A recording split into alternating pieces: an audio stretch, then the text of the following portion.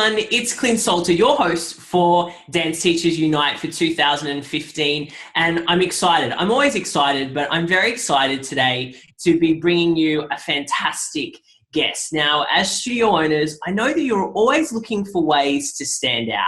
How do you differentiate yourself from the studio that's up the road, down the corridor, above you? Well, I've got someone that is going to help you do that today and do it through media exposure. She's the guru when it comes to how to get media exposure for your studio. So I'd love to welcome our guest today, Susan Harrow. Hi, Susan. How are you? Hi, so nice to be here. It's so funny that you called me a guru. I would never call myself a guru, and I hope no one would call themselves a guru or a master, because you want other people to call you that, but you never want to say that yourself. Like if somebody says, oh, I'm enlightened, then I don't believe they are, right? I love that. Well, that's a first great tip before we've even started. Yeah. You can give yourself a moniker, because a lot of people like that.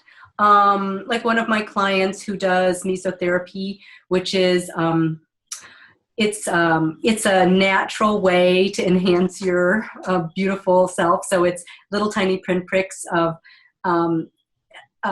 homeopathy, vitamins, and minerals underneath the skin. So he calls himself, or we named him, the top or the foremost expert in mesotherapy in the United States, because he brought it over from France, right? Mm-hmm. So you can say, I'm the top this or I'm the top that, if you are, or nationally recognized, or some other something that's really shows that you're unique in your industry. Like, who was the actor that I heard say, I'm the only one who shot Robert De Niro dead?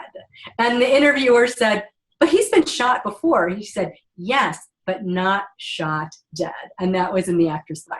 Wow, I love that. I think that's a fantastic example. Now, before we jump in, Susan, can you let our studio owners know in 60 seconds a little bit about what you do, and also what's your big mission in the world? Yeah, so I can sum up that in a sentence, which is speak your mind, stand your ground, sing your song. So I would say I have sort of two missions. One is that everyone speak their truth. And what I mean by that is not that you tell all, but that you tell the most important things in the appropriate way to the appropriate person, meaning that you really select what is very specifically of interest to your audience only. And that's the only thing that you say in all circumstances. So what I would call my big vision, and I'm not sure if you're asking about this because you read it in my bio, the wild bio part, but my big vision is to bring communication skills and Aikido to schools all over the world, because I love that combination. Aikido is a Japanese martial art of love and harmony, but it's still very Budo. It's still very martial, as we say. So that's in Aikido, you move always, you never go against the person's energy. You always move in the flow of that person's energy, and you move that person with their energy, and you use their energy to throw them. It's the same in media. When you're having an interview, you never try to block the person or try to change them, because the only person you can change yourself is you go with the flow and you redirect the energy. So in Aikido, for example, you're not just going in that same person's direction. You're using their energy and then moving them into the direction that you want. It's the exact same thing in media. So I want to bring communication skills, meaning people being able to speak and facially, body, speak their mind in a way that is true to themselves in any circumstance. So everybody can speak up for themselves. And then the body part of that is learning the Aikido, which is also how to get along with people.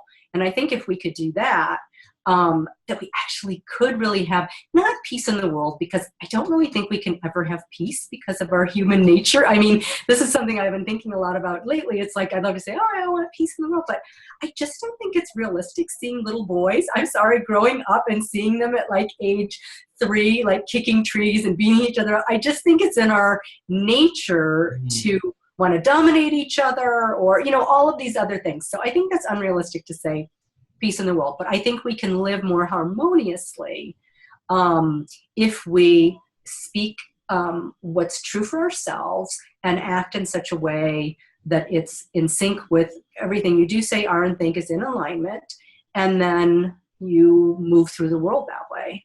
So I would say that's my big vision. I love that. And I love the synergies there between those two things that can often seem so separate. Like I mentioned in the intro, a lot of our dance studio owners, when it comes to getting media exposure, they get a bit stuck. They're like, okay, so I'd love to get a story placed in a local newspaper or an online resource, or I'd love to be on our local radio station or local television network. I mean, what are some of those mistakes that you see being made up front for people that want to get some type of media exposure? Yeah, I think there are three biggest mistakes. Number one is talking all about yourself. Because the media is all about an angle and what's good for their audience. That would be number one. Number two would be to send out a press release before you're media trained or before you've actually practiced your sound bites. So people typically do things back-asswards. They get so excited, they send something to the media, and then they have their OSH, moment when the media calls. Now what am I going to say? And then they miss their opportunity for getting an interview and actually saying something that's meaningful to the audience. And then number three, they don't think about what actually result they want from that media interview, because that's where the sound bites follow. What you say and how you do and how you position yourself in a TV segment or a radio show or in print or on the internet is designed to grow your business in the direction you want. So if you want people to come into your dance studio and take your classes, because that's what people want, right? Yeah, they do.